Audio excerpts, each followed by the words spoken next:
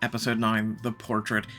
Waking up tired as usual, Nova hurried to get ready for the day. She knew Onyx and Talus were already waiting for her. Well, time to try to save a life. If she succeeded, it would strengthen Onyx's trust in her, and by extension, that of the entire nest. However, part of her genuinely wanted to help, even though she wouldn't admit it to anyone but herself. She just wanted to do some good. For those who are meant to be my enemies. At this point, she was used to such contradictions and moral dilemmas. Her feelings would tell her one thing while her mind would insist on something entirely different. Nova preferred to rely on logic and calculation rather than follow her heart's desires, but that didn't mean she didn't have any. If her emotions had an off switch, she wouldn't hesitate to use it. It would make everything much simpler and clear, no doubts, no fears, only the goal in sight and everything else just dust in the wind. Emerging from her thoughts, the catcher straightened her outfit and left the room.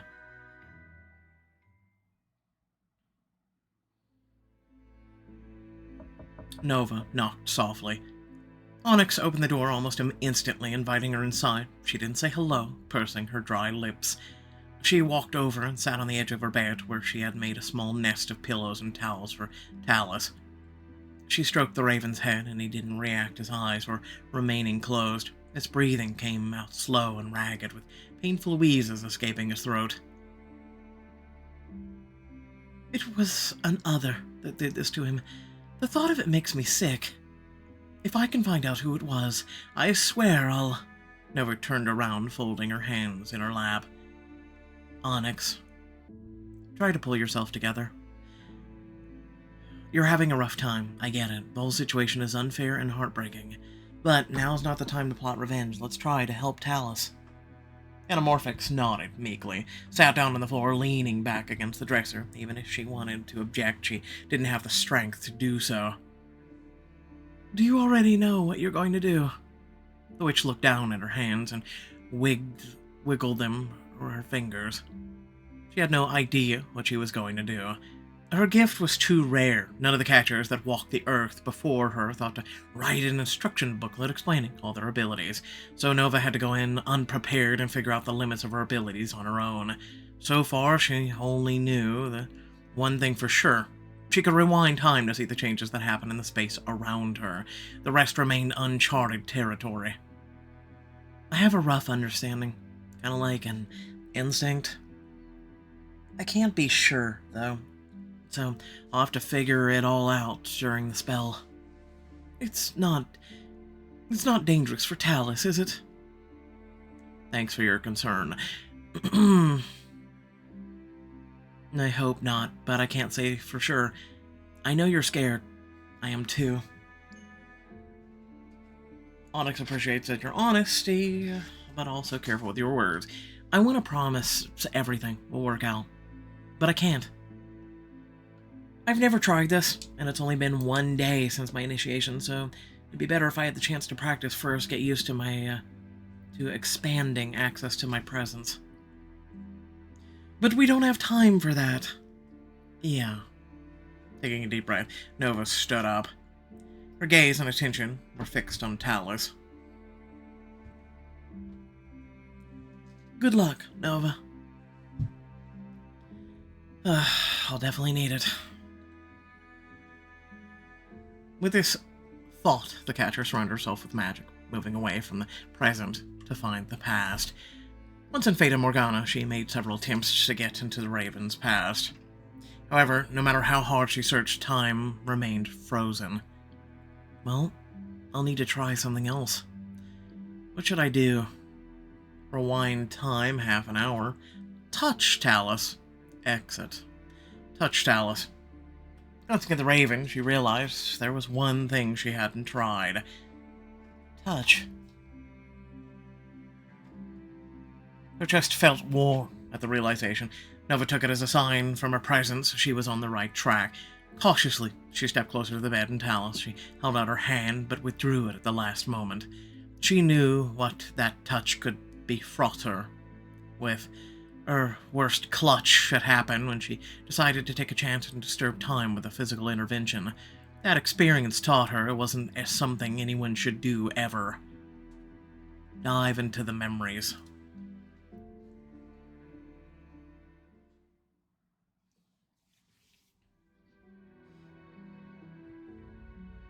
Nova pushed the door of her dad's office open. She knew she wasn't supposed to go in there, but ventured inside nonetheless. Maria Luisa probably wouldn't scold her too much for it. She wouldn't even know. The door disagreed. It betrayed her with a loud creak, disturbing the silence of the night. Nova froze, squeezing her eyes shut. Yet no one called for her. She heard no footsteps in the hallway. Maria Luisa's favorite soap opera kept murmuring from the living room. She must have fallen asleep in the armchair again. Having made sure the coast was clear, the girl tiptoed into the office. She didn't have much time. She looked down at her hands and wiggled her fingers. I can do it. I've done it before. Her presence had started manifesting relatively recently, but it was still quite unstable. Nova hadn't gotten used to it, and hadn't quite figured out how it worked. Dad was against her trying to use it on her own without him there. But I have to practice, don't I? Glancing down the hallway, she bit the inside of her cheek. Was it very bad that she was going to break the rules, that she was already breaking the rules simply by coming here? She always did what her dad or Maria Luisa told her to do, but now... Get it together, Nova, you're already here. She made a decision. Taking a deep breath, closing her eyes, she imagined opening the curtains in the morning, repeating the same movements with her hands. Her ears rang. Opening her eyes again, she noticed ripples in the air. It's working. With an awkward movement of her wrist, Nova tried to rewind time. It didn't give in. Not on first, second, or third attempt. She kept trying, despite feeling a little sick. Eventually, the veil began vibrating. She pushed, and finally her dad appeared right in front of her.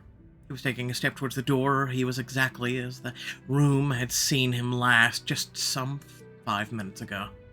Holding her breath, her heart quickened its pace. Nova came closer to him. Dad! He didn't answer, didn't look at her, didn't turn to her. He remained standing, frozen in time, just like one of his butterflies on the wall. You forgot to say goodbye before you left. She sniffled and wiped her nose with her hand. But that's okay, it's not a big deal. Lucky that I can rewind time, right? I can say goodbye. She began feeling dizzy, but didn't want to let him go. Sorry for doing magic without you. I know you said not to. I'll tell you what about it when you come to see me next time. I promise. I will never hide anything from you. I just wanted to say goodbye. Bye, Dad. Her hands began to tremble. Her stomach turned. Looking at his silhouette with bleary gaze, she went closer, about to do something she wouldn't allow herself to do if he were really there. Nova hugged him. As soon as her arms wrapped around his waist, she was thrown back.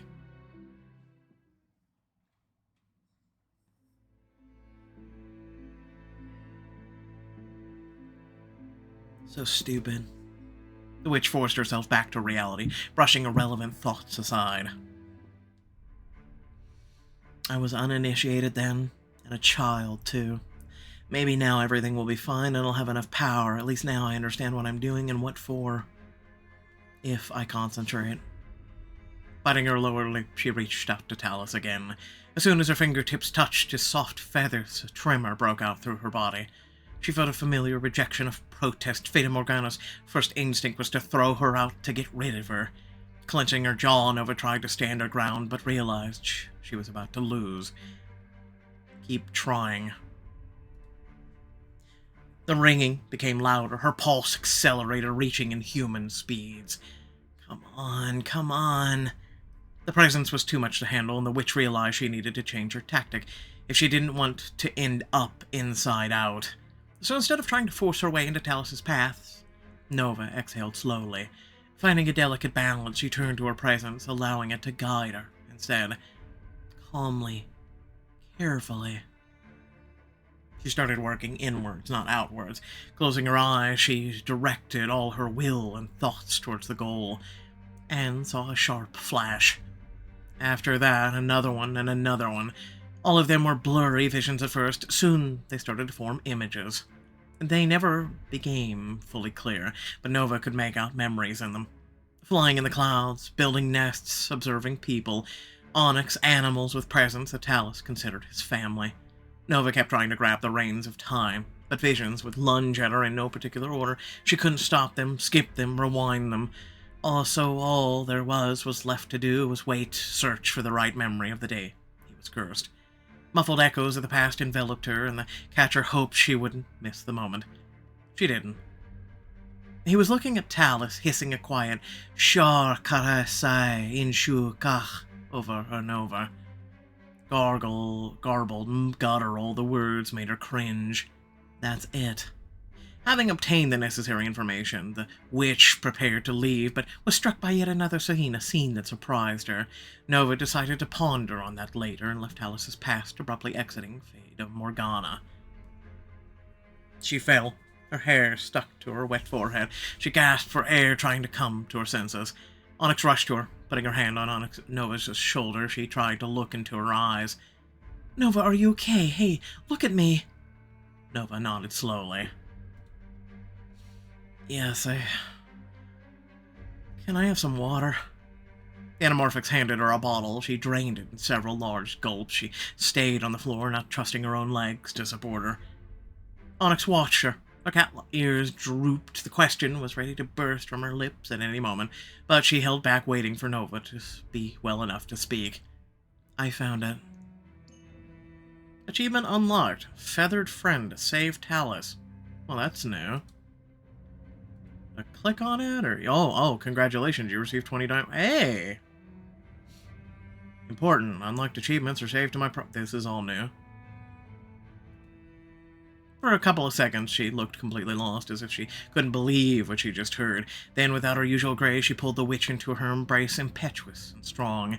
Nova felt her chest heaving as she tried to control her emotions and even out her breathing. Thank you. Thank you." The witch allowed herself to hug her back, wrapping her arms around her waist and burying her face in Onyx's hair for a moment, inhaling the bright fragrance. Soon, Onyx sat down on the bed next to Talus. Nova got up and sat down on the other side. Did you hear that, Talus?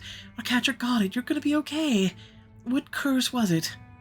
"I've never heard anything like it, but that's not surprising. I'm not an expert on curses by any means. I only know the simplest ones." She asked for a notebook and pen. Onyx gave her a sketchbook and a pencil with cat teeth marks. Nova wrote down the words as she remembered them. "You'll have to ask Shen." Anamorphix almost hissed, but casting a glance at Talus, agreed, rolling her eyes. "I'll talk to him." "Onyx, there's something else." "Hmm? Why didn't you tell me Talus was an anamorph?" The cat's ears perked up. Onyx frowned. "Because he's not. His memories say otherwise. I'm pretty sure that's what I saw." Onyx looked down to the raven. He croaked softly, and her frown deepened. Nova shrugged. "I mean, this can probably wait, but I was just wondering. I thought you knew." "First time I'm hearing about it. You're right, it can wait. I just need to focus on curing him. Now that it's possible, thanks to you." The witch couldn't help but smile, seeing her confidence and enthusiasm coming back to her. "I'm glad I could help." The extensive use of her presence had exhausted her. She needed to rest. "I'll leave you guys be, alright? I need to lie down." "Of course. I'll walk you to your room. Or I could carry you like I did to the roof that one time." "Oh no, I can walk." Laughing, the Anamorphix helped the embarrassed witch onto her feet and led her out of the room, holding her gently.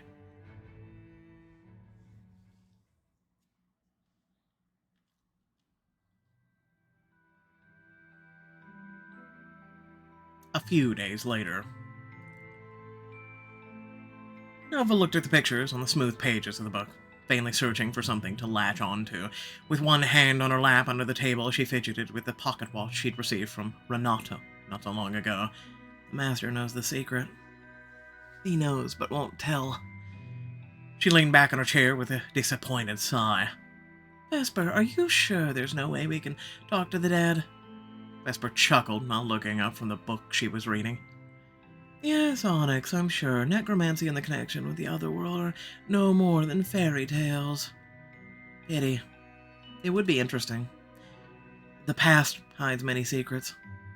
The younger witch jumped, hearing Shen's voice. He'd been sitting with his eyes closed for the last half an hour, and everyone assumed that he'd fallen asleep. New outfit and his beloved coat. Expensive outfit. Ooh, I like it.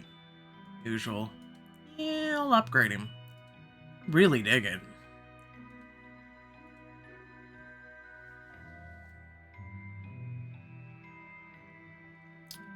The dead are better left alone. But yes, Vess, you're wrong. Hmm? You can't make a corpse talk, that's true. But it's not impossible to contact those who have passed. What? Then why have we been wasting time with books? Because, if I understand correctly, Shin's talking about a limonite curse. Learn more about. Is the word derived from lemon? Yes. Liminalities are people hovering between the world of the living and the world of the dead. They exist in our dimension, but can hear the voices of the departed, among other abilities. It's just that they can hear them. They can't ask them questions, so it's a one-way connection. Doesn't sound that bad so far. I thought curses were supposed to be harmful. Being stuck in between the worlds is an unenviable fate. Souls never stop whispering. That alone can easily drive anyone mad. The ritual's quite unpleasant, too. It can only be performed on a person who's already on the brink of life and death. Only a madman would voluntarily agree to something like that. Or a mad woman. Well, you don't need consent if you're going to be cursing someone, but it also takes tremendous power for the caster to keep the dying person from leaving for another world. It's an ancient spell. I don't even know when it was last performed successfully. In short, communication with the dead is possible in theory, but I don't know a single Lemonite. And I don't think anyone here would want to become one just for the chance to seek out Raphaela's voice among billions. I mean, if we could get completely stuck, maybe someone will have to sacrifice themselves to become this Laminate person. Let's vote. I vote for the Warlock. The Warlock that helped save your friend. Remind me again what I was promised in return. Onyx sighed tragically and mumbled something underneath her breath. I can't hear you. I'm sorry, Shin. Shin raised an eyebrow, content. It's nice to see Onyx like this again. I'm glad Talus began to recover once the curse was lifted. Alright, let's get to work. Lucina and Nova went back to reading. Onyx continued scribbling, and Shin closed his eyes again. In a couple of hours. The catcher ran her hand over the page with Raphaela's self-portrait. She wondered for the 1000th time where the Renaissance master could have hidden the clue. In brushstrokes under the paint, but in which painting? Maybe not in a painting at all. Peering into his dark eyes, Nova had a spark of an idea. What if the clue's hidden in...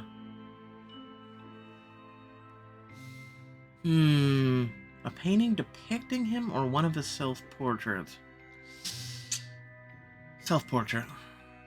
Everyone started up, turning their eyes to her.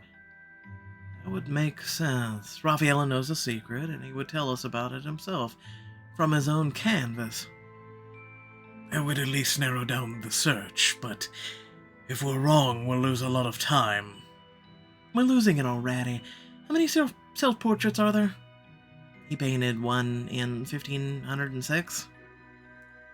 That was a self-portrait with a friend painted from 1518 to 1520, the School of Athens fresco. He painted himself in that one as well. Is that all? Not quite. Vesper pursed her lips, catching on. Portrait of a young man. Yes, and if the path to the source lies through this painting, we're in for a lot of trouble. Why? Let me guess. The Vatican has it. You'd know if you help with the books. Chin folded his arms across his chest, rocking back and forth in the chair, and tapped his temple with 2 fingers. I am helping, I'm thinking. And yet you haven't voiced a single idea. Let's just go beyond pettiness. Let's talk about what's actually important. We finally came across a decent lead. Vesper opened her book to a page with a printed image of the painting.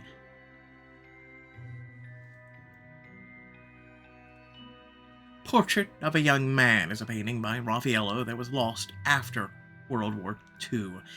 Now, almost 60 years later, it's still missing. Some art historians believe that it's a self-portrait, although it hasn't been proven.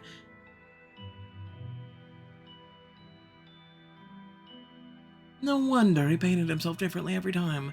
He wouldn't even be able to tell it's supposed to be the same person. Strange that in all these years nobody could locate the painting. Suspicious, I'd say. Of all of his works, this one is the only one that remains inaccessible. Everyone at the table exchanged heavy glances. You think this is it? We won't know until we get the portrait. And even then, we can't be absolutely sure anything will come out of it. A thick, palpable silence fell over the room, charged with both excitement and apprehension. All this time, the research was happening within the secure walls of the vault, in secret from the rest of the world. Now it would expand. A treasure hunt for a long-lost painting could attract unnecessary attention. Besides, they had no idea who the current owner even was. If this person also knew about the source and was hiding the portrait for that precise reason, they would or could well be dangerous. Let's vote on it. Who's in favor of trying to follow this lead? Everyone raised their hands. I don't have any other idea, so why not, I guess. I think we're on the right track. Anything's better than chasing your own tail. Yeah, so it's unanimous. We don't get a vote. We're nobody.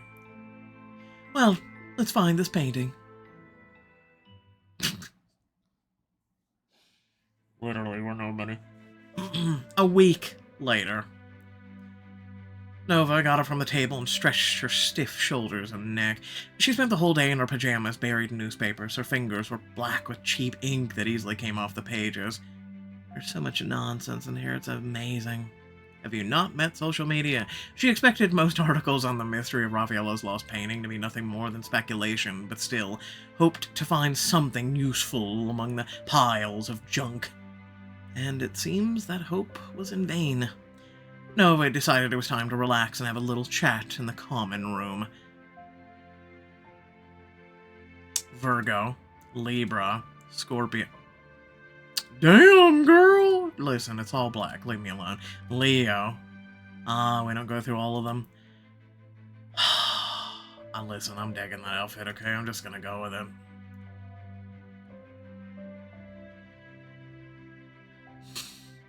Yeah, no, I'm really surprised they didn't allow us to buy all outfits, I'm just saying. But, you know, all good.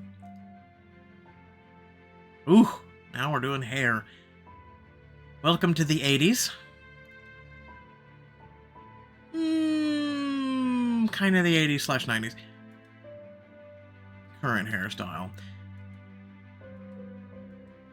Yeah, no, I think I'm gonna go with... yeah. I kinda dig it, I'm not gonna lie.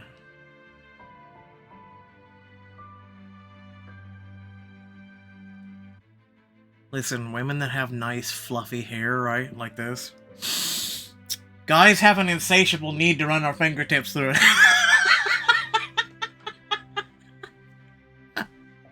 I'm just saying. Oh, at least I speak for myself. Very darker, like, I mean, it's really the lipstick, I guess, so I guess we'll go with that one, why not? We looking good. We looking good. She going out on the town tonight.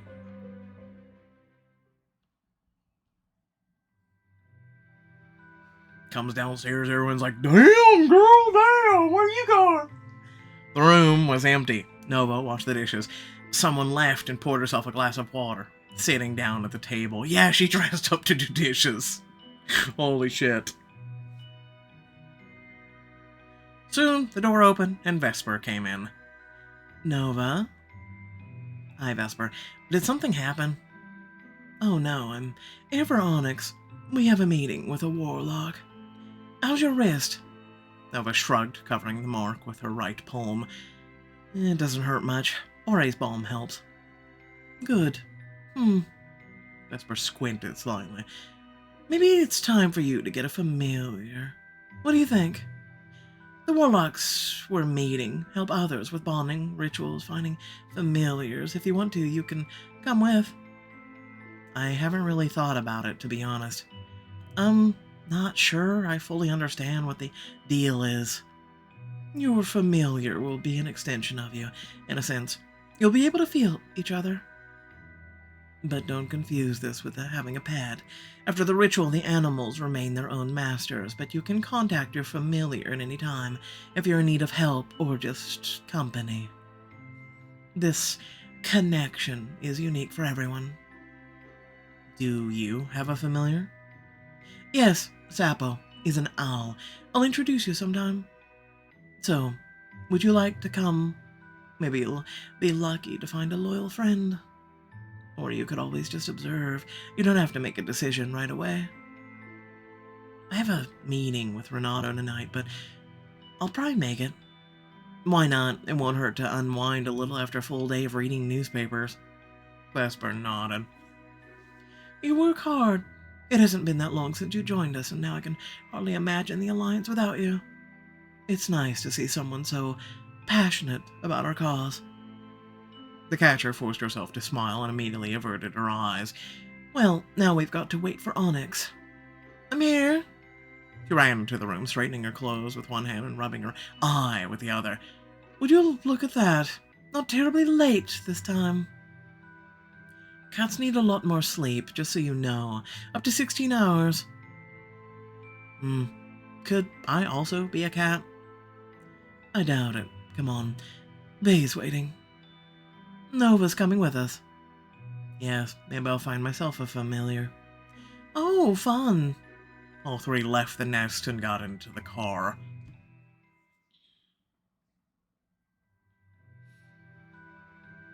It turned out to be a long ride. They left the city. Vesper said that Nurlon, the warlock they were going to meet, moved so far out to avoid the Magistrum and not attract the attention of ordinary people.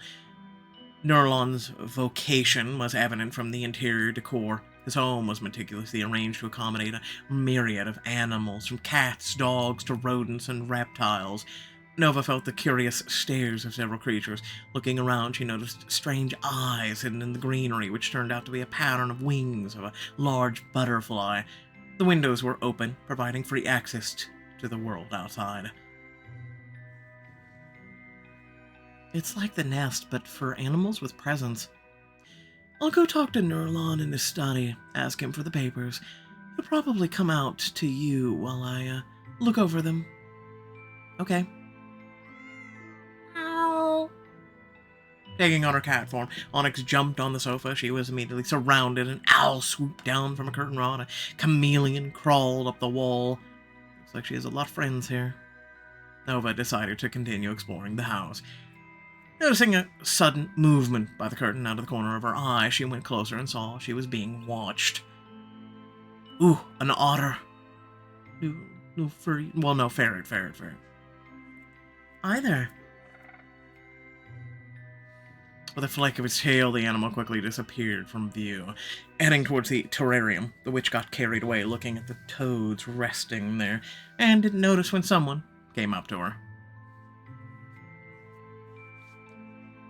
Remember your reaction to every animal that you see here, and their reaction to you. The potential for a connection of spirits, if there is any, is already evident at first contact. The catcher turned to the owner of the house and the mouse sitting on his shoulder. I didn't even notice the mouse. Welcome. You're here with Vesper, right? I'm Nurlon. This little girl's name is Akish. The mouse squeaked softly when she heard her name. Nice to meet you, Nova. Are you here to choose a familiar? Possibly. I'm not sure if I'm ready to take the step, though. Got it, no pressure. I'll just say you'll definitely have no regrets if you decide to go for it. Well, it'd probably be nice to have an aide or a friend.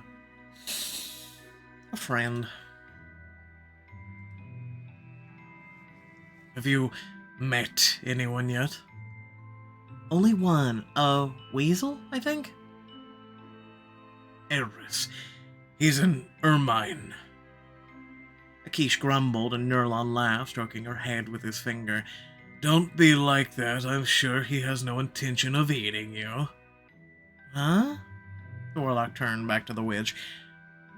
Ermines feed on mice. Akish thinks Eris is up to something, but I'm pretty sure he's just messing around. Oh, about that. You have predators here, and those who usually become their prey. How do they get along? Everyone you see here has been chosen by presence. Instincts are still there, of course, but they're good at overcoming them when necessary.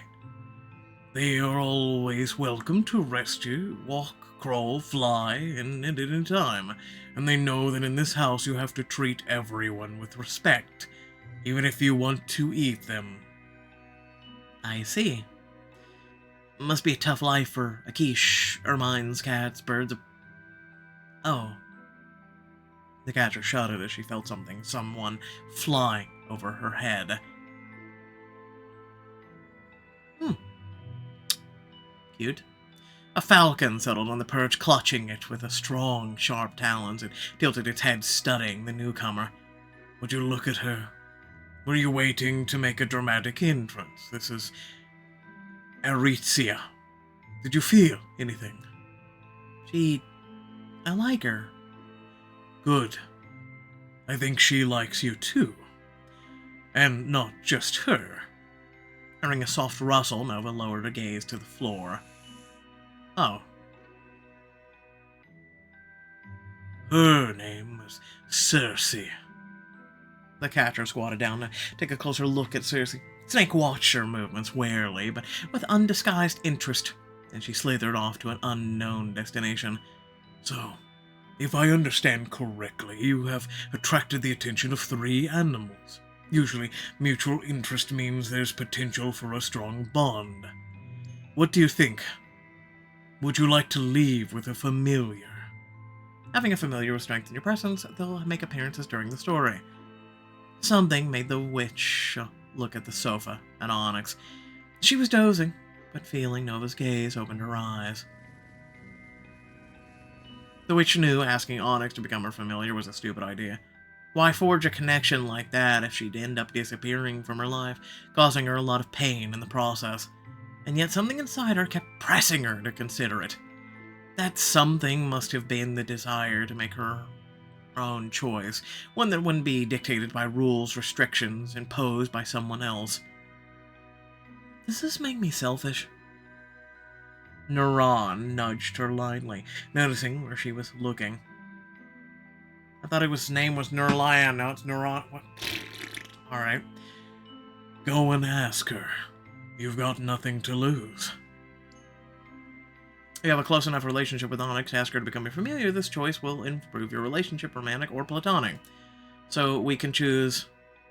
So, Onyx, Eris. I can't even see the damn bird. Don't get me wrong, it's cute, but the eye is weirding me out because it's like off, like, a little. I'm just saying. I like reptilians, but I don't know. I don't know if I would choose a snake over all of them, right? I'm sure some people who love Harry Potter and whatnot would be like, yeah, let's go! Alright, let's go.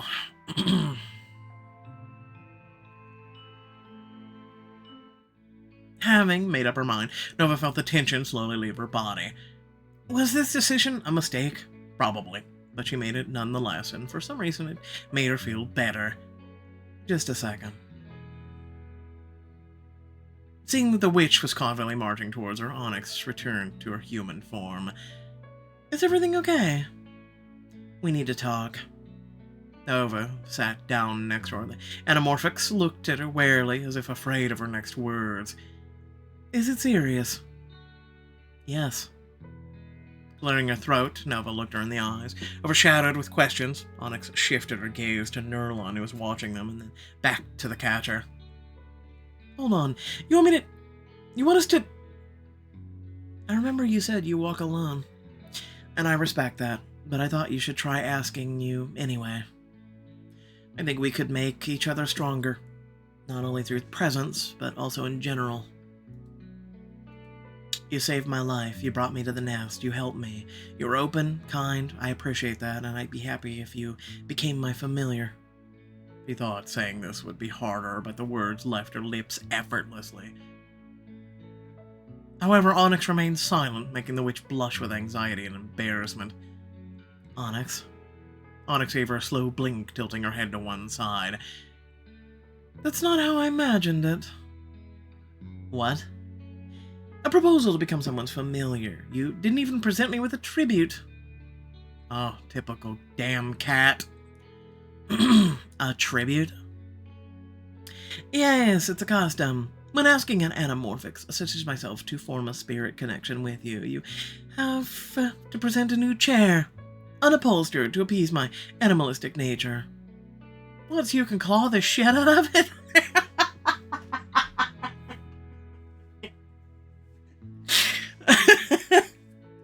Nurlon laughed. Nova clicked her tongue and rolled her eyes. Onyx smiled warmly at her. On a more serious note, I'd be happy to bind my spirit to such a selfless and brave witch like you, so thank you. It can be hard for me to trust people, but with you, I don't know, it just doesn't feel as scary. Because Nova would be a good match as your fiddler. Your presence knows that. Nova felt a knot tightening in her stomach. Nova suddenly moved her little fingers to touch Onyx's. It just happened. She could have stopped herself. She could have clasped her hands in her lap, but she didn't. The Anamorphix wasn't looking at the witch, but her cheeks turned a delicate pink. Shall we start the ritual? Nova didn't want to admit how much the slight hoarseness that suddenly appeared in Onyx's voice pleased her. It felt like some form of sophisticated self-flagellation. Nova remembered all too well what it was like when it was not just their fingers touching, but their bodies and lips. I promised myself that would never happen again. And look at me now. She stood up abruptly, breaking contact. Yes, let's get this started. Of course. Are we really surprised it took this turn? Just saying. The warlock quickly prepared the room. He drew complicated symbols on the floor and lit candles. All the remaining animals in the house took up places near the walls so as not to interfere with what was happening. Soon, the room was filled with the oily aroma of herbs. Lacy smoke curled up between the ceiling. Following Nurlon's instructions, Nova took her place on one of the ruins, and Onyx sat down on the opposite of her in her cat form. I'm going to start reciting a spell. When I make a semicircle with my hand, you'll need to take a deep breath and exhale. You might feel a little tingling in your chest, don't worry. That's normal. Try to free your minds from all your worries, conflicts, and fears. They can make binding more difficult. Let only your essence remain, you as you are deep down. Trust each other. Nurlon picked up a bowl of red soot, sat down on the floor. Dipping his hand into the bowl, he began to sway slyly, staring into the distance. Aknema ta feri lata tamiron magma. Nova closed her eyes and inhaled. She let go of everything that made her heart heavy, everything that kept her awake at night. She opened up and relaxed, plunging into the state of weightlessness. She did feel that sensation in her chest, and it wasn't unpleasant. It tingled, sending goosebumps down her skin. Soon it was replaced by warmth, which brought a sense of security. Voler temis volerwick. They looked at each other, and it sealed the bond. Hey, power of presence. Eee. Okay, I'm not gonna lie, that looks kind of badass. You know what? I'm gonna do it. Bonding. Bonding cutscene was added to your profile. Yeah, because I like it. It looks badass. We've got a kitty. The catcher slowly moved her fingers, getting a taste of Onyx's power, which now fueled her own. Hey there, Fiddleier. They hugged tightly, exhaling. Nova could feel her now. She sensed her instincts, abilities. She knew Onyx could feel her too. It would definitely take her a little while to get used to that level of intimacy. Reproach and regret were already gnawing at her mind, but she suppressed them, determined to enjoy the moment for a little longer. She didn't know who they were to each other, but even though they'd eventually have to go their separate ways, at the very least, she was happy her mission led her to meeting Onyx. Breaking off their embrace, they smiled at each other again. Their eyes met, and for a moment it seemed as if Nova had accidentally stopped time just for the two of them. Onyx's smile was so sincere and real that Nova felt like an empty shell without so much of an ounce of truth inside. When she finds out who I really am, she'll learn to hate me. Standing up, Nerlon dusted the red soot off his hands. Congratulations. Vesper came into the room, a stack of papers in her hands. Looking around, she smiled. Looks like I missed out on the fun. Onyx, I win the bet. What bet? A long time ago I told Vesper I'd never get bound to anyone, but she was sure that someday there would be a witch or warlock that would change my mind. I love being right. Hey, Vesper's like me. Tee! And I love that I'm almost always right. Nerlon, about the contract. She switched back to work. Nova and Onyx relaxed on the couch while Vesper and Nerlon discussed business matters. When everything was settled, they thanked the warlock with words and payment for his services and went to the car.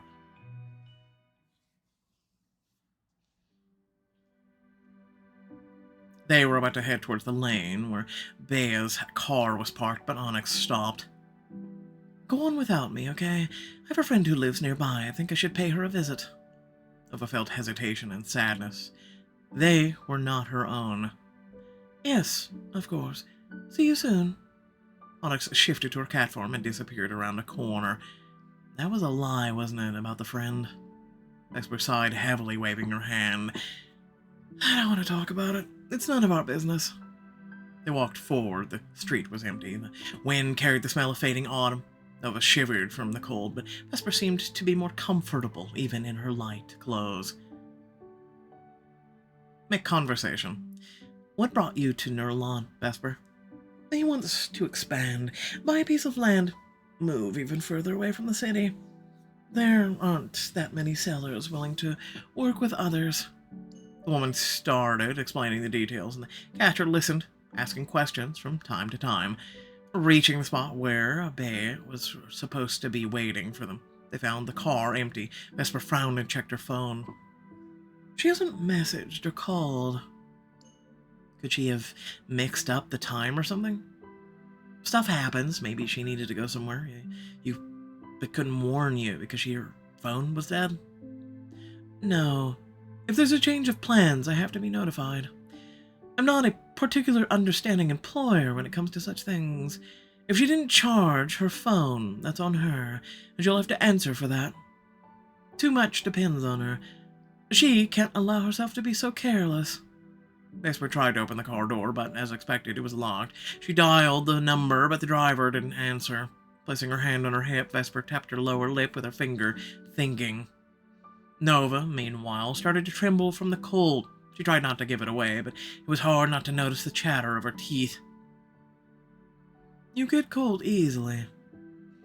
I feel like I get cold like a normal person. You're the weird one. How come you're not cold? Vesper laughed. I can warm you up if you'd like. Warm me up? Answering okay will improve your romance. Answering how will improve your friendship. Okay. Blushing, but not from the cold, Nova went up to Vesper and hugged her. Her skin wasn't particularly warm, but the catcher felt hotter just from the awareness of her closeness. She gently nuzzled her cold nose into Vesper's skin, slowly inhaling the scent of almond oil and coffee. Coffee. Vesper froze, taut as a string. Nova, I meant with magic, not with a hug. The younger witch flew back like a bullet. Her heart was racing, pulling in a different direction. Her body went into panic mode, unable to handle the embarrassment. Is there a spell that would open up the ground beneath my feet? Sorry, I'm so sorry. I'm so sorry. Watching her, Vesper laughed softly. That's alright. Nova bit her tongue. She probably needed to say something, but didn't know what. They stood there awkward silence for about a minute until Vesper surprised her again. She slowly opened her arms. Come. The catcher didn't move. Nova? Fine, I'll come to you. Closing the distance between them, Vesper pulled Nova in her arms, wrapping one around her waist and the other around her neck. Nova bit her lower lip, but allowed herself to hug Vesper. They didn't talk, they just breathed together, standing in the middle of an empty street, although both of them felt like their thoughts were louder than screams. In the end, the older witch drew back, her hands lingering on the catcher's shoulders. Looks like I'm not hot enough for you. You're still trembling. Let's try magic, okay? Yeah, okay. She swallowed, knowing she'd never forget this night. Because of the way she embarrassed herself, because of the pleasant feeling in her chest that being so close to Vesper gave her. Vesper looked around to make sure they were alone and began casting a spell. Nova felt the warmth surrounding her and exhaled with relief, but then that warmth became too much, turning into heat as she broke into a sweat. Vesper, it burns a little. Oh, sorry. The older witch took a step back as she finished the spell. I'm not good with elemental magic and changing physical conditions. I either end up going overboard or not producing the intended effect. Thanks, anyway. I'm much more comfortable now, and the fact that you're proficient in several types of magic at such a level is amazing. I can only do the basics, although I've been trying to expand my knowledge since the initiation. I'd take you on as an apprentice if I had the time. It's always easier with a mentor. You used to be a supreme witch, right? Have you ever trained other witches? Yes, I loved it when we had a coven. I loved teaching. I bet you're no softer a mentor than you are an employer. No, of course not, I'm strict. And not everyone appreciates that, I know, but it was rigor and concentration that helped me make it in this world. And I wanted the same for my students. Putting her arms across her chest, Nova smiled gently. You never relax, do you? When we find the source, then I'll relax. Although, something's telling me that when we do find it, it will just be the beginning. Even if we find it, you'll never get it, Vesper. Have you ever thought about leaving it all behind? Vesper looked at her as if she would just suggested that she jumped off a high-rise building. I think about it sometimes, but that's where it stops. They're just thoughts. I've already sacrificed too much to drop everything halfway. Justice must prevail. I won't stop, not ever.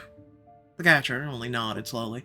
She saw a picture of possible future men in magistrum uniforms grabbing Vesper and leading her into the cell while Nova herself stood in the safety of the Cardinal's shadow.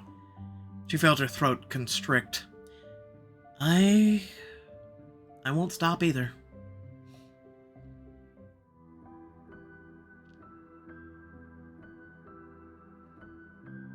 Vesper looked around. She spotted a small cafe, which, surprisingly, was still open. Come, let's get you a warm drink.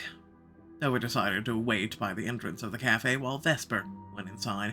The catcher's eyes studied the interior of the establishment through the glass door until they stopped at the TV. News was on. The anchor was saying something with a serious face, frowning from time to time, but Nova couldn't hear his words. Soon, everything became clear, even without sound. A picture of her appeared on the TV screen. Under it, the text read, "Extremely dangerous," along with the Magistrum's hotline number. Nova seemed to lose the ability to move for a couple of seconds. She saw that Vesper, who'd already taken out the money to pay for the drinks, also noticed what was on the screen, as did the cashier, who was now looking right at the catcher through the glass door.